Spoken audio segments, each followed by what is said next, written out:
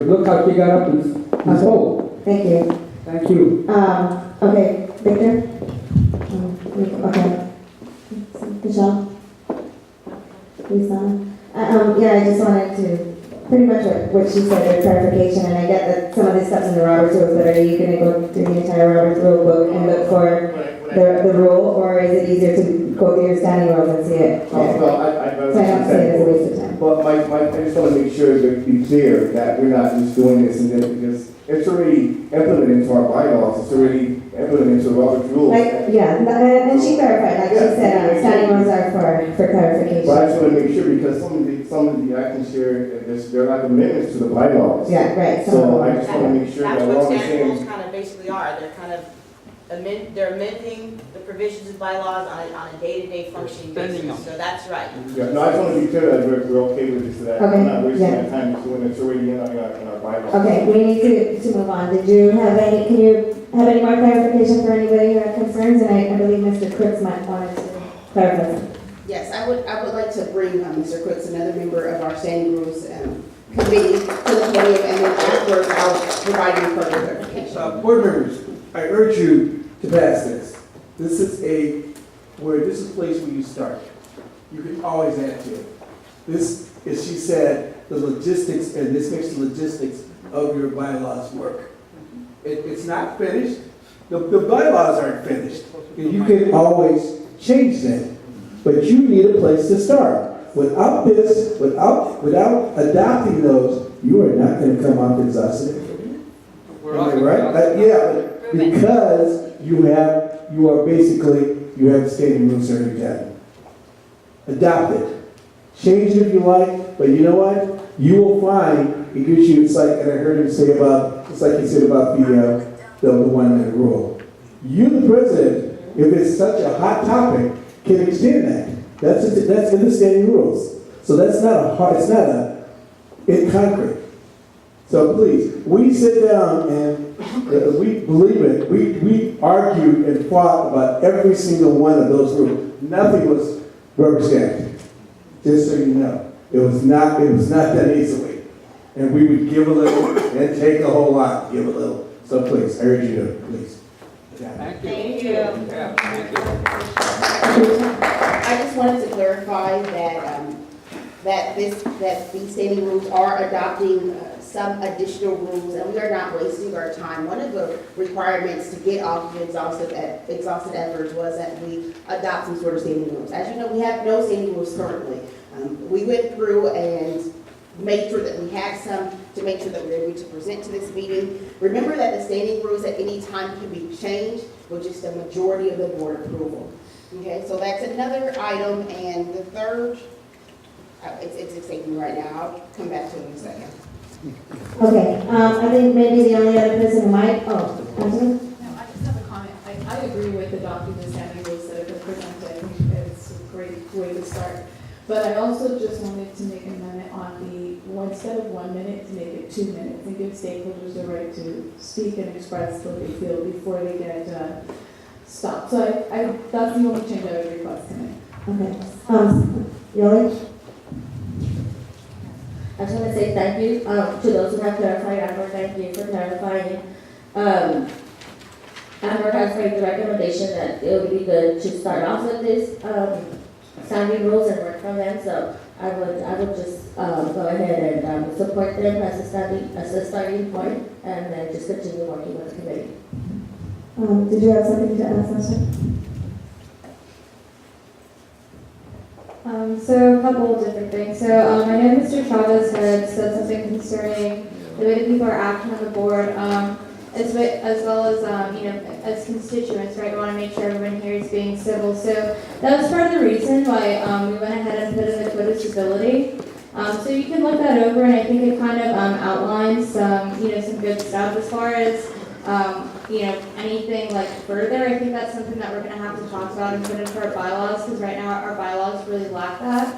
I think another thing that's really important, and I just want to remind the board, is that these are standing rules, they're not the bylaws. So there's a difference between the two, and how we want to treat the two, and I think that's kind of up to us to really decide. I know that some of the things in here might seem a little bit repetitive. I think that part of that, though, has to just do with explaining certain processes. For example, with number one for the process for election of officers, to explain that entire process takes point 1, 2, and 3. So it's just kind of going through the process and clearly explaining it. Like she just mentioned, this is just like the starting point for now. So we're always free to like amend this, but I don't want our standing rules to become the bylaws. And I want us to try to remember that when it gets down to us making major changes or anything like that, I think we should be looking into a change in the bylaws. Another thing I wanted to say is that I really encourage us to leave it at 1 minute, like Capricia just mentioned. So the 1 minute limit is just setting a minimum.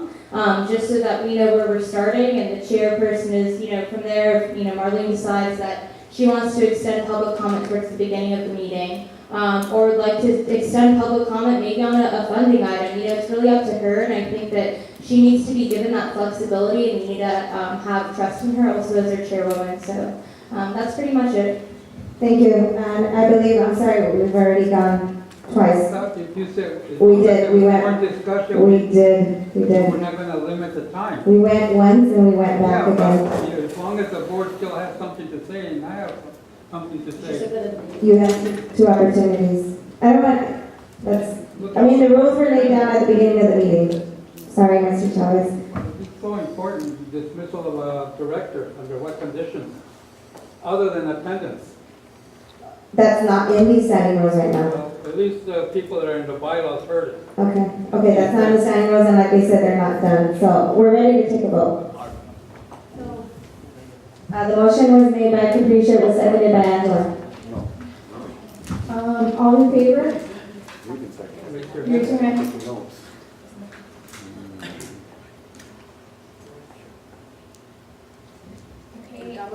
Yes. Oh, you did? Yeah.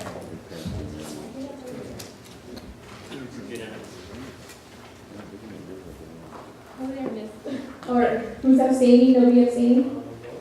Against? Okay, 12-0. Motion passes. Thank you. Yeah, and thank you to the standing rules. We will have another meeting addressing these standing rules. We will have it on, I can already tell you, it will be on a Wednesday, right across the street at the Recreation Center. The exact Wednesday we have it, I will let you know, but we will have so it's gonna be inside the gymnasium, inside of they have a room that's open to the community. So right across the street at the El Sereno Recreation Center. At 6? It will be at 6:30 p.m. and I'll let you know which Wednesday it is. Thank you.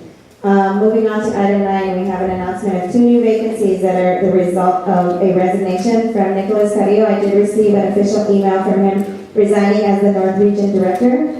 And we also do need to remove Cecilia Villarreal, South Region Director, for missing 2 consecutively scheduled regular board meetings. She was emailed the day after the second board meeting she missed and was asked for a reason.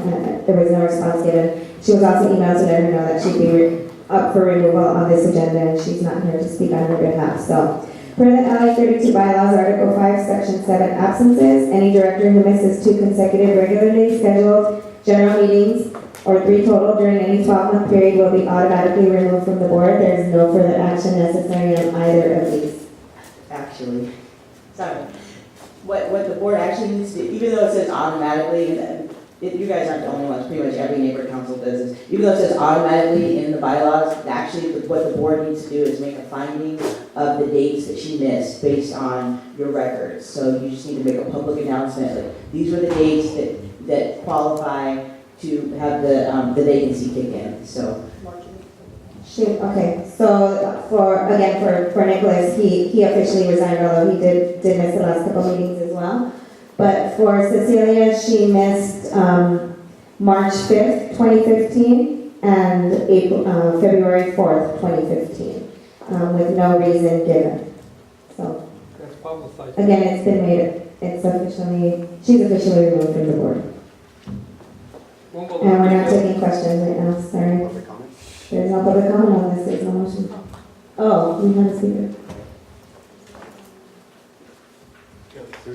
So when are we gonna fill them?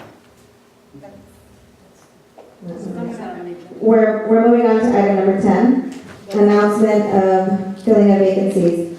The following vacancies will be advertised on the website and Facebook and filled at the May 6, 2015 general board meeting. We'll have 1 vacancy in the South region and 2 vacancies in the North region. An application will be posted on the la32nc.org along with the announcement. All interested stakeholders, anybody here, shall follow the instructions on the website regarding the application and appointment process. That should be up by Friday. I'll get you the application before Friday. Okay, thank you. Moving on to, oh, What if somebody doesn't have access to the computer? Can they get a paper application? That should be a. I'm sure they can, yeah. If you attend the Business and Economics Committee meeting on April the 9th, I will have at least 5 copies available. Okay, April the 9th, 6 p.m. at the library. Thank you. Item 11 is reappointment and appointment of committee members. So we're going to go through this pretty quickly. For the Standing Rules Committee, I just need to remove a couple of members. Nick Carrillo is being removed. Again, he did resign. And for item 10 is not up for discussion. Does it say so?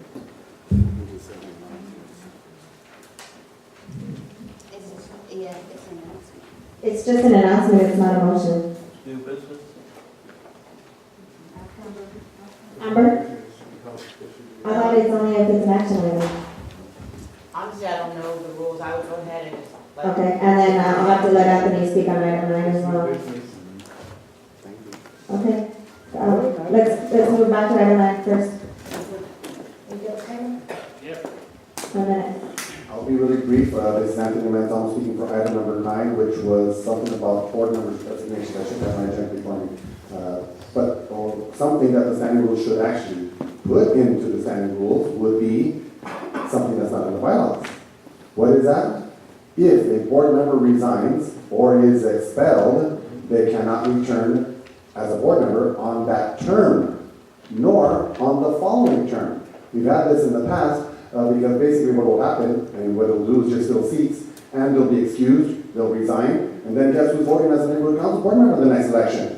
That same person who's already been kicked off or removed or whatever reason, or they don't want to really be a board member because if they really did want to be a board member, they would have stayed, right? So that's something you guys should think about in standing rules, and that's a real standing rule. Thank you. Mr. White? Item 10?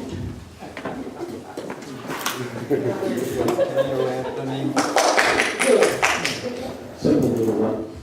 When's it going to be posted? By Friday. By Friday? By Friday. Okay.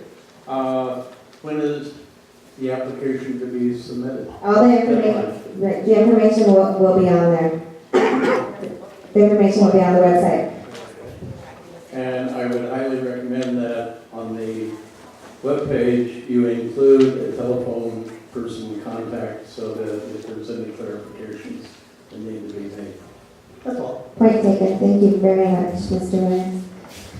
And so, okay, we're on item 11, Standing Rules Committee. We're going to remove Nick Carrillo, and we're also going to remove Scott Johnson and Nick Shelby to other meeting. No, but he sent an email saying that he could, Oh. it's in the second one, but he didn't send anything for the first one. Okay, I'm going to leave that up to you.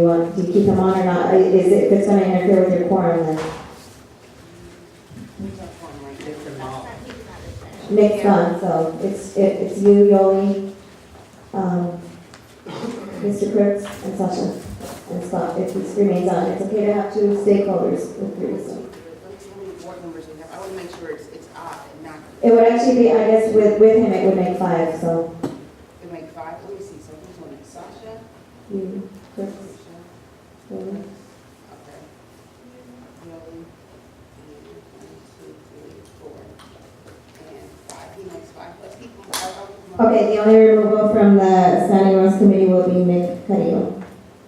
And is this, can I get this ratified by the board? Is there any opposition to it? Unanimously accepted? I'm not in favor of it. You're opposing? Yes. Okay. Then we need, And I know the, It's cost us a lot of problems in this board. Mr. Scott. oh, we're not talking about that. He's already on the board. We're talking about oppositions to remove Nick. Oh, no, no comment. Just clarification on the resignation, We're not on the resignation anymore. so you're removing him, correct? I'm removing him from the Standing Rules Committee for not showing up. His resignation from the board doesn't automatically make him resign from the committee. I'm removing him. Okay, so can I see I'm sorry, Sasha had a comment, and I had a comment as well. Yeah, it's fine. Nick wanted to be removed from the standing rules committee, so it's okay. And I think he might have said that in the email as well, so he was resigning from the committee as well, so. And can I say one more thing? We had to remove a third director from the Standing Rules Committee because it didn't comply with the bylaws. Because the bylaw says that there is only 3 directors, and it doesn't specify how many stakeholders. Okay, so again, can I get a vote of hands to see